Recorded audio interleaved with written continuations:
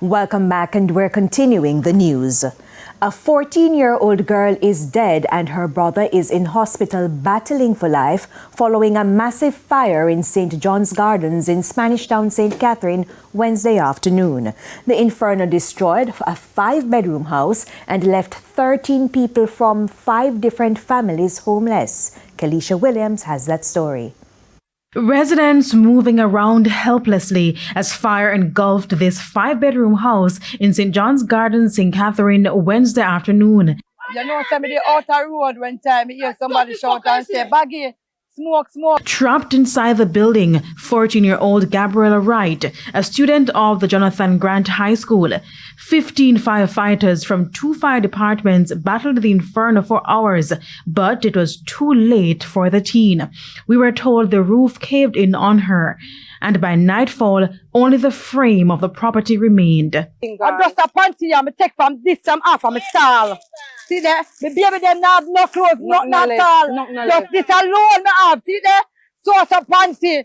Just take off from my stall because I don't really sell one pack clothes. Just so some panty. See panty here? Nothing left. Everything flat. Everything. 14 people, including Gabriella, lived in the property. Her brother was also injured during the blaze and is battling for life in hospital. While the residents are urgently appealing for assistance to get their lives back on track, they're still struggling to come to terms with Gabriella's death. She not talk, not even French. she not walk road, just an innocent little girl. That's why she get caught in the fire. Not more than she was in there locked up asleep. That's why she get caught in the fire. Do our work, bright, intelligent child.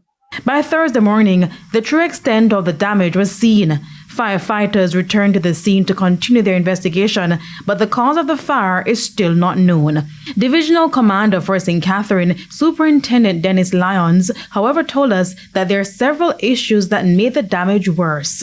Realized that the room that the young lady died in has only an entrance. And our investigation so far also revealed that she died on her back, in which suggested that she was not aware of what was going on. As for the victim's brother, the injured person left the building and then returned to alert the